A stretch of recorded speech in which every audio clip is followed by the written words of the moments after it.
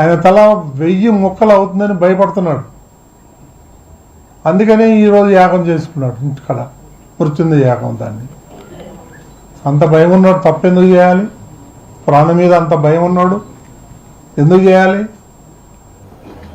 ఇది మొన్న వేసింది ఒక సప్లిమెంటరీ ఛార్జ్ షీట్ మాత్రమే. ఇంకా సప్లిమెంటరీ ఛార్జ్ షీటు వేసే అవకాశం ఉంది. ఎందుకంటే నేను కూడా డిమాండ్ చేసేది ఏంటంటే,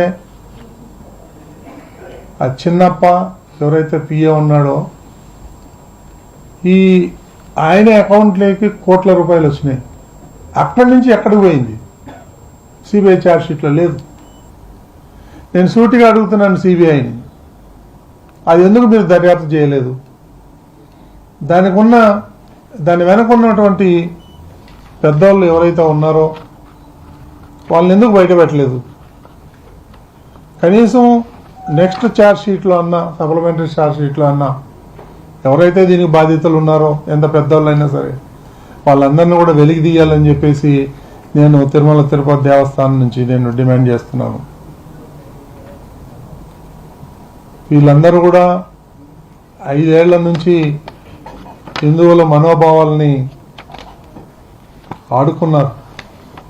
ఇక మీద మొన్న కొత్త బోర్డు వచ్చినప్పటి నుంచి కూడా ఇవన్నీ అరికట్టాం.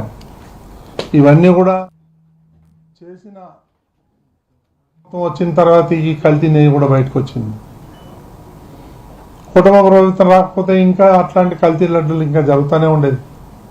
దాన్ని బట్టి మీరు అర్థం చేసుకోండి, ఇది ఒక రకంగా స్లో పాయిజన్.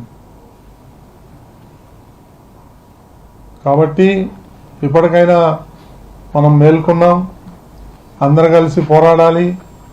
మనం అందరూ కూడా, హిందువులందరూ కూడా ఈ తిరుమల తిరుపతి దేవస్థానాన్ని మనం అందరూ కూడా కాపాడుకోవాలని చెప్పి, ఈ దుర్మార్గుల్ని నుంచి, వాళ్ళ యొక్క కబంధ హస్తాల నుంచి మనం తిరుమలని కాపాడుకోవాలి.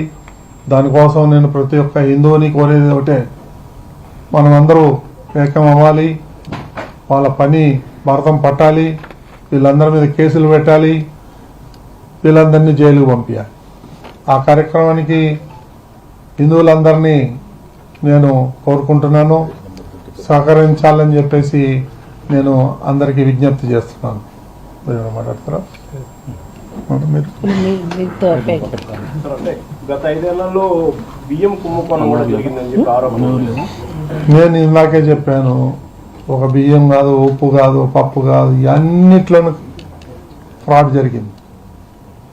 వాళ్ళు నాస్తికుడు, వాళ్ళు క్రిస్టియన్స్, షట్కారి వాళ్ళు అందరూ కూడా. హిందువులంటే చులకన భావం వాళ్ళకి.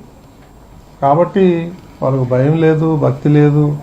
వాళ్ళకి కావాలా డబ్బు కావాలి, హిందూ మతాన్ని కూల్చేయాలి, కన్వర్షన్స్ ఎక్కువ చేయించాలి, ఈ హిందూ సమాజాన్ని నాశనం చేయడానికి కంకణం కొట్టుకున్నటువంటి ఈ దుర్మార్గుల్ని మనం అందరూ కూడా కలిసికట్టుగా అందరూ వీళ్ళ యొక్క భాగవతాలన్నీ బయటపెట్టి వీళ్ళందరినీ తరిం కొట్టే రోజులు దగ్గరలోనే ఉన్నాయని చెప్పి నేను ఆశిస్తున్నాను.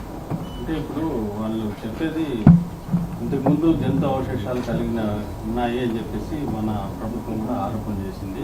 ఇప్పుడు లేదు అని ఎక్కడా చెప్పలేదు. పూర్తిగా కల్తీది కాబట్టి ఆ అవశేషాలు అనేది మేము చేయలేరు కదా అని అదే ఇప్పుడు గవర్నమెంట్ విమర్శిస్తారు. వాళ్ళు విమర్శించేదానికి ఏముంది? 100 విమర్శిస్తారు.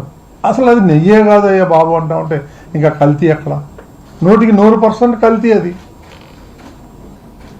ఈ కొవ్వు ఉందా, ఆ కొవ్వు ఉందా, ఏం కెమికల్స్ ఉన్నాయి అన్నీ కూడా వచ్చినాయి కదా.